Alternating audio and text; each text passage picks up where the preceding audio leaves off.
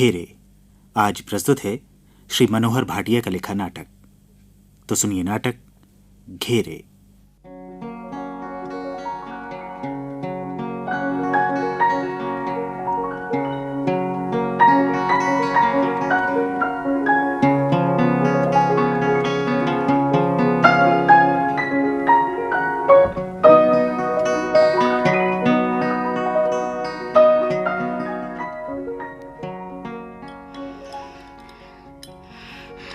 Hypocrite, चाय नहीं पीनी ना पीने।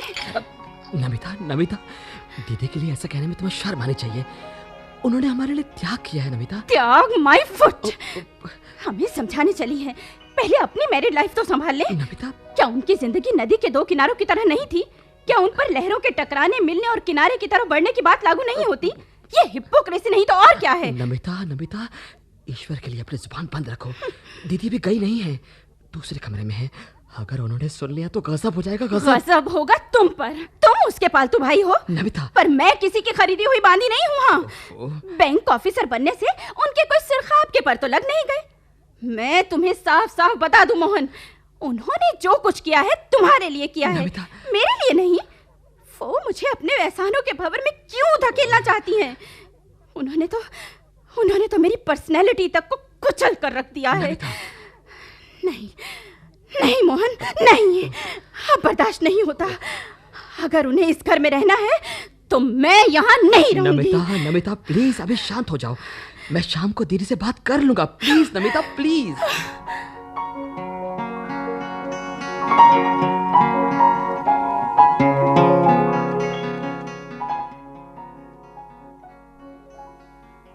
क्या सोच रही हो सुहास?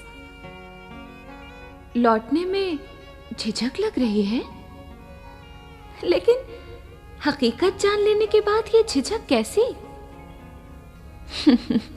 जिस त्याग पर तुम्हें गर्व था वो तो मिट्टी में मिल गया। तुमने अपना कर्तव्य निभाया, लेकिन कर्तव्य का मतलब कब्जा तो नहीं होता। आज तुम्हारी भाभी ने तुम्हारे इस कब्जे का विरोध किया तो तुम दिल मिला उठी हो। एक दिन तुमने भी तो ऐसे कब्जे के विरुद्ध विद्रोह किया था और ससुराल की सीमा तोड़कर चली आई थी। आज अपनों का दरवाजा खटखटाने चली हो तो झिझक कैसी?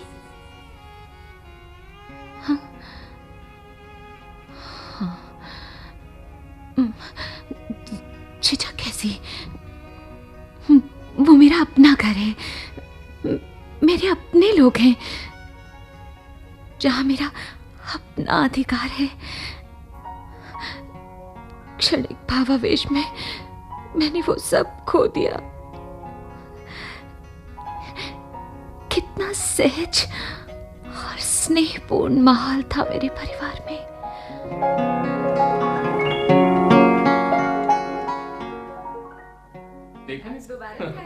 बहू, बहुत देर कर दी। कहीं चले गए थे क्या? जी हाँ मम्मी, वो हम शिव के घर चले गए थे। अच्छा, तुम जल्दी से हाथ धो कर आओ, मैं खाना गर्म करके लाती हूँ। मम्मी, पापा क्या कर रहे हैं? करना क्या है बेटा, अखबार के साथ चिपके हुए हैं। अखबार को ऐसी वैसी चीज मत समझना सुबोध की माँ। अरे भाई, रिटायरमेंट का बेहतरीन साथी है बस। देख लिया मम्मी, पापा ने आपकी जगह अखबार को बिठा दिया। अरे भाई, मैंने थोड़ा ही बिठाया है, वो बेटा अपने आप बैठ गया। अच्छा, बड़े चालाक है पापा आप। फिर अपने आप को बचा लिया। भाई मैं देख रहा हूँ सुबोध कि तुम तो शरारती थे ही, लेकिन अब बहू भी तुम्हारे साथ मिल गई है। मैंने तो कुछ खाई नहीं पापा। अरे भाई, अब खाने को क्यों इंतजार करवा रहे हो तुम लोग? चलो, खाना लग गया। बहुत भूख लगी।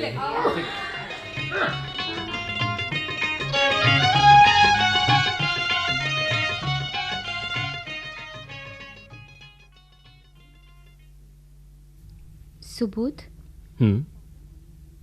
तुमने पापा मम्मी से शिव के घर जाने का बहाना क्यों बनाया?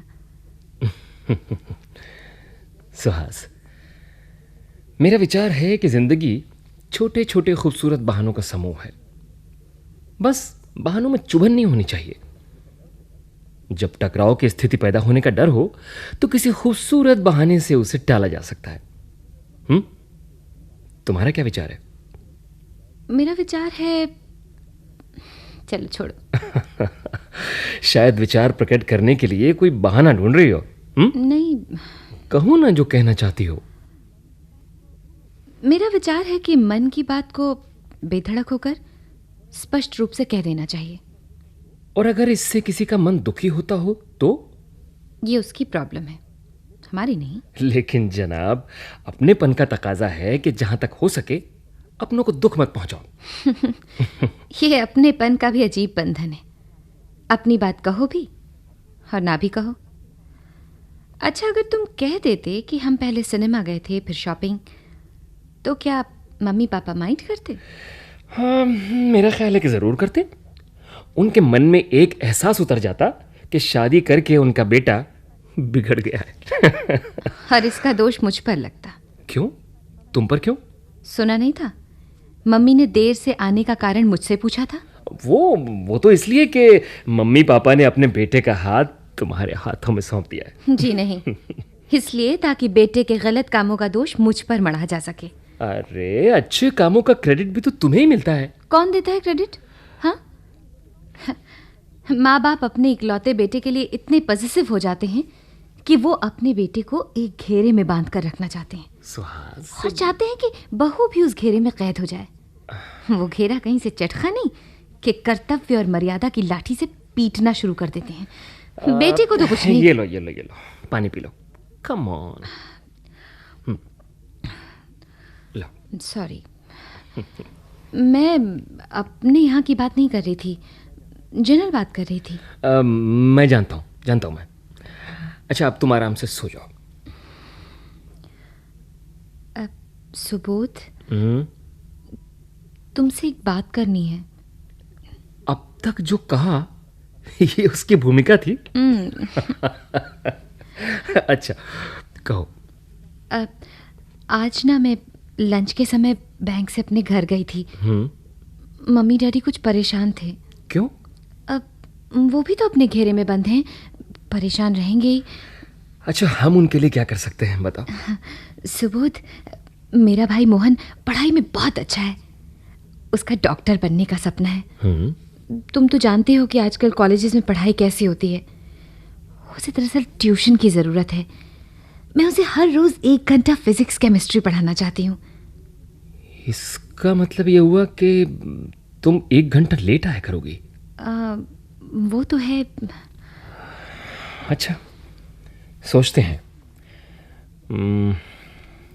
मम्मी पापा से बात करूंगा। और अगर उन्होंने ना कर दी तो? तुम ऐसा क्यों सोचती हो? मम्मी पापा हाँ भी तो कर सकते हैं।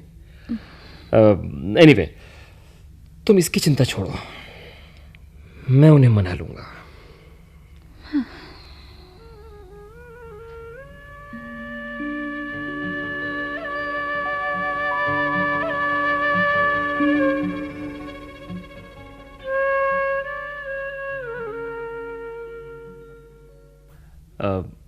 मम्मी, आपने कोई जवाब नहीं दिया। वो पापा, आप भी खामोश हो गए। बेटा, ऐतराज तो कोई नहीं, पर इस घर को भी तो बहू की ज़रूरत है। मम्मी, जब बहू नहीं थी तब भी तो इस घर की ज़रूरतें पूरी होती थीं। हाँ बहू, ज़रूरतें कब किसी की रहती हैं, जैसे तैसे पूरी हो ही जाती हैं। ऐसा नहीं हो सकता बेटा कि मोहन यहाँ आकर अपनी दीदी से पढ़ जाया करे? हाँ सुबोध, वो ऐसा कैसे हो सकता है? हाँ पापा, सुहास के डैडी बीमार रहते हैं। सुहास के आते जाते रहने से उनकी भी देखभाल हो जाया करेगी। तो बेटा, हम किधर से स्वस्थ हैं? हाँ, तुम तो जानते ही हो, मैं जोड़ों के दर्द से परेशान रहती हूँ और तुम्हारे पापा खांसते खांसते पसलियां पकड़ ले हैं। अरे, आपकी देखभाल के लिए मैं जो हूँ मम्मी। पर बेटा, अरे ठीक ही तो कह रहा है भाग्यवान, हमारी देखभाल के लिए ये तो है, लेकिन साहबजादे, तुम्हारी देखभाल कौन करेगा? मेरी देखभाल? वो सुहास वहाँ रहने के लिए थोड़ी जा रही है पापा। बस शाम को घंटा आधा घंटा देर से आया करेगी बस। हाँ, तो फिर इसमें क्या फर्क पड़ता है? वैसे भी तुम कौन सा बैंक से निकलकर सीधा घर आ जाते हो? ओह थैंक यू पापा, थैंक यू।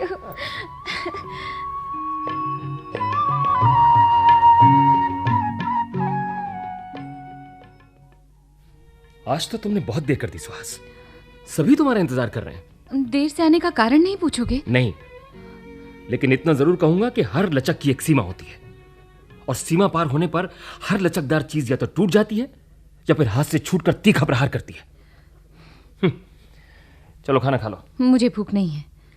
क्यों भाई, घर में सब ठीक तो है बहू? हाँ? जी पापा, कल मोहन का फिजिक्स का पेपर है, उसे काफी काम कराना था, बस इसीलिए आने में कुछ देर हो गई। लेकिन बेटा अभी तो दिसंबर टेस्ट हो रहे हैं ना, इसके लिए इतनी चिंता की क्या जरूरत है? पापा अगर इस टेस्ट में उसके 75% से कम नंबर आए तो उसका आत्मविश्वास टूट जाएगा। मैं उसमें आत्मविश्वास बिल्डअप करना चाहती हूँ। लेकिन बेटी, तुम्हें अपना भी तो ख्याल रखना चाहिए। इस हालत में इतनी दौड़ धूप। मुझे कुछ नहीं होगा मम्मी, परसों से मेरी मैटरनिटी लीव मंजूर हो गई है। चलो ये बहुत अच्छा हुआ। अब मोहन से कहो कि वो पढ़ने के लिए यहाँ आ जाया करे। नहीं मम्मी, वो यहाँ नहीं आ सकेगा। क्यों? घर में उसे और भी काम करने होते हैं। यहाँ ना मैं उसे ढंग से पढ़ा पाऊंगी ना वो पढ़ पाएगा। मैं कुछ दिन वहीं रहने की सोच रही हूँ। बहू, ऐसी हालत में तुम्हें अपने ही घर रहना चाहिए। वो भी मेरा ही घर है मम्मी, पर और इस वक्त वहाँ मेरी ज्यादा जरूरत है। तो फिर बहू बनने की इतनी क्या जल्दी थी बेटा? वहाँ की जरूरतें पूरी हो जाती फिर शादी कर लेती। पापा, आप मेरा अपमान कर रहे हैं। इसमें अपमान की क्या बात है सुहास?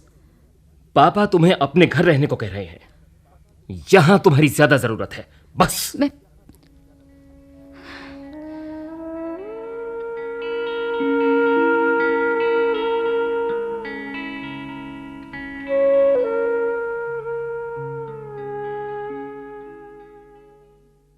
बहू जी, एक बात कहूँ, बुरा नहीं मानना। तुम्हारे पीछे मुन्ना बहुत रोता है, उसे तुम्हारी दूध की जरूरत होती है बहू। इसका मतलब मैं नौकरी छोड़ दूं?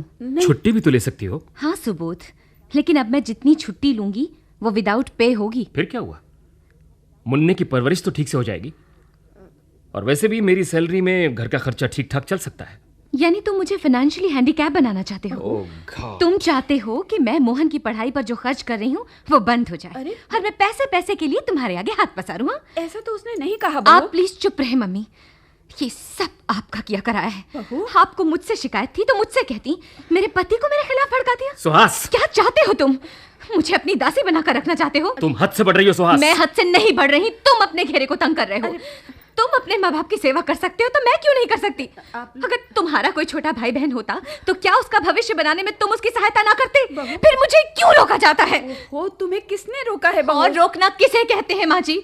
कभी आपके जोड़ों के दर्द का वास्ता, कभी पापा की खांसते खांसते पसलियां पकड़ लेने की दुहाई, कभी इस घर को मेरी जरूरत का रोना, और आज कुछ नहीं सूझा तो मुन्ने को मेरे रास्ते की रुकावट बना दिया। बस सुहास, आगे एक शब्द ही नहीं बोलना। इस घर की बहू होने के नाते तुम पर पहला अधिकार इस घर का है। अधिकार माय फुट। मैं आज ही अपने बच्चे को लेकर घर से चली जाती हूँ। सुबोध, बेटा ये अच्छा नहीं हुआ, जाओ जाकर उसे मना लो। कोई जरूरत नहीं मम्मी, जो करती है करने दो उसे। बेटा, आजादी का मतलब मनमानी नहीं होता। ओहो बहू, सुनो बहू। सुबोध, सुबोध रोको इसे। जाने दो इसे, मैं भी रोज की चकचक से तंग आ गया हूँ। बेटा, दिमाग चढ़ा हुआ है इसका, ठिकाने आएगा तो अपने आप आ जाएगी। तुम आना मेरे पास, मैं नहीं आऊंगी। जा। ये क्या हो रहा है?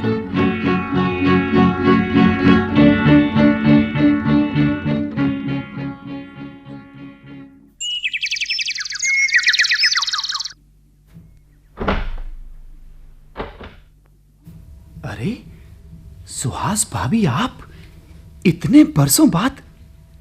अंदर आने को नहीं कहोगे शिव भैया? अरे आइए आइए ना, अंदर आइए। भाभी, आपने तो हमें भुला ही दिया, लेकिन भैया मैं आज बिखरे खंडहर में जिंदगी तलाश करने आई हूँ, मेरी मदद नहीं करोगे? क्यों नहीं करूंगा भाभी, जरूर करूंगा। आप बैठिए, आइए। पर पहले चाय। चाय मैं पीऊंगी, लेकिन हमारे साथ सुबोध भी हो तो अच्छा लगेगा, यही ना भाभी? भाभी, तुम्हारे जाने के बाद सुबोध एकदम टूट गया था। अंधकार की किसी बंद गली में खो जाना चाहता था। अब कैसे है सुबोध? उसे निराशा के खोल से बाहर निकाल लाया हूं मैं, एक नई रोशनी और नए विश्वास के साथ। तुम बहुत अच्छे दोस्त हो शिव, मेरी जिंदगी को बिखरने से बचा लिया। अब सुबोध ने कभी मुझे याद किया? मुन्ने को अक्सर याद करता है भाभी। भाभी, मुन्ना भी अपने पापा को याद करता होगा ना? हाँ, मैंने उससे कहा हुआ है कि उसके पापा विदेश गए हैं, जल्दी लौट आएंगे। शिव, ये सुगंधा कौन है? भाभी, तुम लौट आई हो, वो भी लौट आएगा। जरूर लौट आएगा, हम दोनों उसे लौटा लाएंगे, है ना? हाँ। पर ये सुगंधा है कौन? सुगंधा, यूं समझो भाभी कि साधारण रंगरूप, खुशदिल, चंचल, सौम्य। सुगंधा वो मरहम है भाभी जो सुबोध के जख्मों को भर रही है। पर ये अधिकार तो मेरा है, जख्म मैंने लगाए हैं, भरूंगी भी मैं ही। क्या मुझे इसका मौका नहीं मिलना चाहिए? भाभी, मौका तो वक्त देता है, वक्त। कौन जाने वक्त किसको किधर मोड़ दे।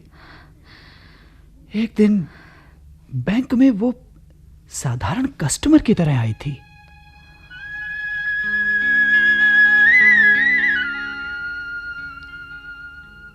May I come in, please? आइए। Thank you. मेरा ख्याल है आप सुगंधा हैं। जी बिल्कुल ठीक। अभी अभी आपकी प्रिंसिपल का फोन आया था। उन्होंने सब बता दिया होगा। आज लास्ट वर्किंग डे था और 3 महीनों की फीस कलेक्ट करनी थी। बहुत कोशिश की पर ये है 50,860 रुपए, राइट? जी। शिव, इन्हें डिपॉजिट वाउचर दे दो और ये रकम जमा कर लो। अब कुछ जान में जान आई। थैंक यू मैनेजर साहब। You are welcome. ये लीजिए डिपॉजिट वाउचर। Thank you. अच्छा मैं चलती हूँ। Thank you. ओके।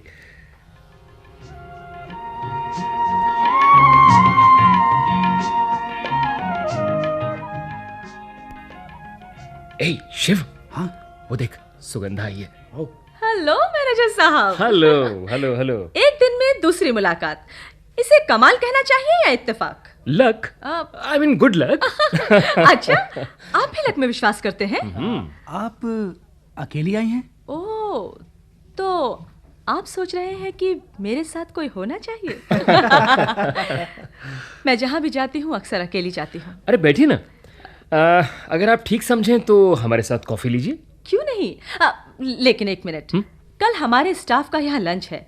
होटल के मैनेजर से उसके बारे में जरा बात कर लो, फिर इत्मीनान से आपके साथ कॉफी पीऊंगी, राइट? ओके। यार, बड़ी अजीब औरत है। हाँ, पर है इंटरेस्टिंग, खुशदिल। शिव, बचपन में दादी एक परी की कहानी सुनाती थी जो खुशियां बांटती थी। हो, तो ये परी है ना? सही यार, पर खुशियां तो बांटती है। इसका पति बहुत खुश रहता होगा। अरे खुश नहीं रहता होगा यार, किस्मत को रोता होगा।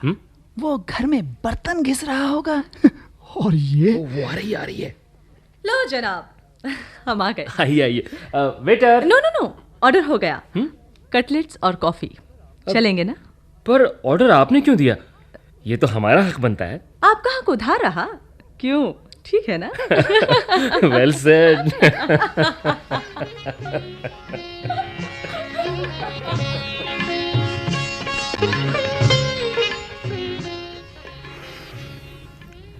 उसके बाद उनकी अक्सर मुलाकातें होती, कभी इस रेस्टोरेंट में तो कभी उस कैफेटेरिया में, कभी बगीचे में, कभी एकांत में टहलते हुए।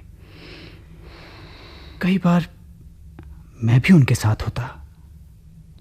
हम हंसते हंसाते बातें करते। सुबोध इसे दोस्ती का नाम देता, पर मैं उन दोनों में सहज आकर्षण अनुभव कर रहा था। मैंने कई बार सुबोध की आंखों में अपने जीवन के खालीपन को भरने की इच्छा भी देखी थी। और उस दिन उसकी इच्छा सारे बंधन तोड़कर प्रकट हो ही गई। माँ, वो विधवा है तो क्या हुआ? बेटे, उसमें जिंदगी को दोनों हाथों से पकड़ने की ताकत है। लेकिन अब मैं तुम्हें कैसे समझाऊं माँ? तुम चाहो तो शिव से पूछ लो। लेकिन बेटे, वो सुहास की जगह तो नहीं ले सकती ना? क्यों नहीं ले सकती? क्या दिया है सुहास ने इस घर को? वो शोक और संताप में डूबी पापा की मौत, और तुम्हें ये अकेलापन। मेरी जिंदगी को खंडहर बनाने में उसने कोई कसर छोड़ी है?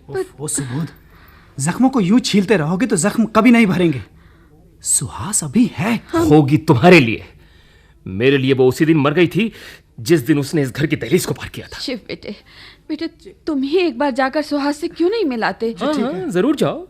जाकर नाक रगड़ो, गिड़गिड़ाओ, इस घर की सुख शांति की भीख मांगो। बेटे, एक बार कोशिश करने में क्या हर्ज है? ठीक है, जाओ, लेकिन माँ ये कहने के लिए जाओ कि मैं सुगंधा से शादी कर रहा हूँ। सुबोध, और वो भी जिससे चाहे शादी कर सकती है। सुबोध, शिव बेटे रोको इसे, रोको इसे। और सुगंधा को भी जाकर समझाओ कि किसी की जीवित पत्नी का स्थान लेना अधर्म है। मर्यादा की लाश पर घर नहीं बसा करते। जाओ बेटे जाओ, समझाओ इसे भी समझाओ। सुबोध, अरे सुनो तो। ओफो सुबोध, माँ की बात पर ठंडे दिमाग से गौर करो। देखो, मैंने सोच समझकर फैसला लिया है शिव। समझा सकते हो तो माँ को समझाओ कि मेरी जिंदगी को सुगंधा की जरूरत है। क्या सुगंधा को भी तुम्हारी जरूरत है? कौन सी औरत अपना घर नहीं बसाना चाहेगी? पर उसका घर है मेरे दोस्त। तुम क्या समझते हो कि तुम्हारे लिए वो अपने सास ससुर और अपने माँ बाप को बेसहारा छोड़ देगी? मैंने ऐसा कब कहा है? मैं ऐसा चाहता भी नहीं हूं। देखो, हम दोनों मिलकर तीनों परिवारों को संभाल सकते हैं। वाह, तुम और सुहास मिलकर 2 परिवारों को तो संभाल नहीं सके। इसमें मेरा नहीं, सुहास का दोष था।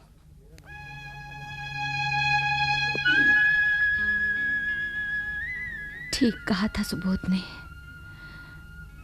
मैंने ही स्वावलंबन और नारी स्वतंत्रता को एक संकुचित घेरा बना लिया था। मैंने ही स्नेहपूर्ण अपनत्व को अहंकार की ठोकर से ठुकरा दिया था। अच्छा शिव, अब मैं चलूंगी। कहाँ जाओगी भाभी? मुन्ने को लेने देहरादून। उसकी कल से छुट्टियां हो रही हैं। वो मेरा इंतजार करता होगा। सुबोध और सुगंधा से नहीं मिलोगे? नहीं, अभी नहीं। उनके फैसला कर लेने के बाद शायद मिलूं। उन्हें फैसला करने का अधिकार है।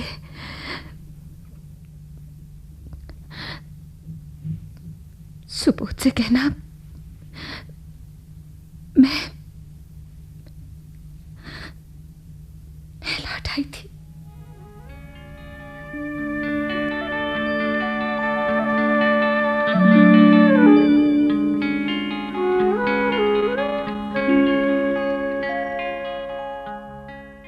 हाँ, ये लो सुगंधा। देखो, अब तुम्हारे फैसले में देर नहीं होनी चाहिए। क्या है ये? ये सुहास के नाम अदालत की तरफ से तलाक का नोटिस। इसे रजिस्ट्री मुझे करवाना है या आपको? रजिस्ट्री तो हो चुकी है जनाब, ये तो उसकी कॉपी है। ये देखो, तुम्हारे विश्वास के लिए। कॉपी ना भी दिखाते तो भी तुम पर विश्वास था। देखो, अब तो हमारा रास्ता साफ हो गया ना। कभी लगता है कि रास्ता साफ हो गया, पर किसी ना किसी मोड़ पर वो उलझ रहा होता है। जाने इस नोटिस का रिएक्शन क्या हो? अरे तुम क्या समझती हो, वो अदालत में पेश होगी?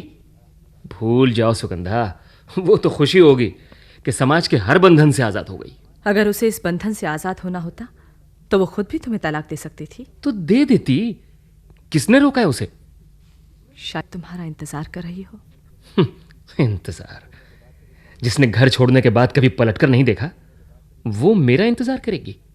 आपने भी तो उसकी तरफ पलट कर नहीं देखा। सुगंधा, तुम कहना क्या चाहती हो? सुबोध, मुझे लगता है कि आप दोनों दिल के किसी कोने में एक दूसरे का इंतजार कर रहे हो। शायद अनजाने में तुम दोनों के बीच अहंकार की दीवार खड़ी हो गई है। उसका अहंकार कि वो अपने पैरों पर खड़ी है, आजाद है। आपका अहंकार कि आप पुरुष हैं। हो सकता है कि अहंकार के ये घेरे टूट जाएं। तो मैं ये समझूं कि तुम्हें ये प्रपोजल मंजूर नहीं? ऐसा तो मैंने नहीं कहा। मैं तो सिर्फ इतना चाहती हूं कि सुहास को लौटने का मौका मिलना चाहिए। तो फूंक फूंक कर कदम रखना चाहती हो। चलो इस नोटिस का रिएक्शन भी देख लेते हैं। इस नोटिस से उसे लौटने का मौका नहीं मिलेगा, बल्कि उसके आत्मसम्मान को चोट पहुंचेगी और वो लौटने के बजाय आपसे दूर चली जाएगी। मैं चाहती हूं कि कुछ ऐसा किया जाए कि उसे लौटने का अवसर मिले। अब एक बात कहूं, मानोगे? कहो। एक बार, सिर्फ एक बार उससे मिलाओ। क्या? अगर वो फिर भी नहीं लौटी तो मुझे आपका प्रपोजल स्वीकार करने में कोई एतराज नहीं होगा। ठीक है, तुम्हारी शंका दूर करने के लिए मैं कुछ भी कर सकता हूं। सुबोध।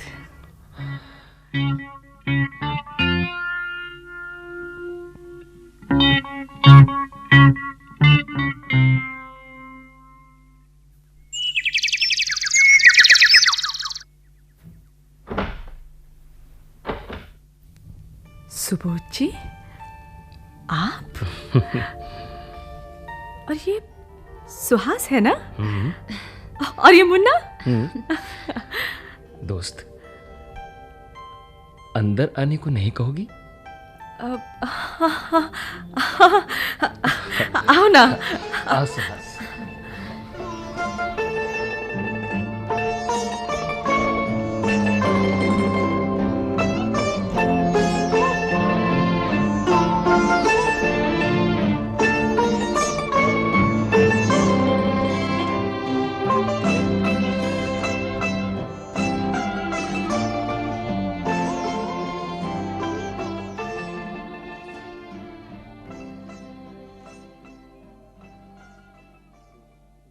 घेरे। अभी आप श्री मनोहर भाटिया का लिखा ये नाटक सुन रहे थे। निर्देशक थे सुदर्शन कुमार। प्रस्तुतकर्ता शोभाकांत राय। भाग लेने वाले कलाकार थे नीरज शर्मा, विश्वमोहन बडोला, मंजू मैनी, अलका अमीन, अशोक मलकानी, पवन कौशिक, हर्ष बाला और प्रतिभा शर्मा। ये नाटक केंद्रीय नाटक एकांश द्वारा आकाशवाणी के दिल्ली केंद्र पर तैयार किया गया।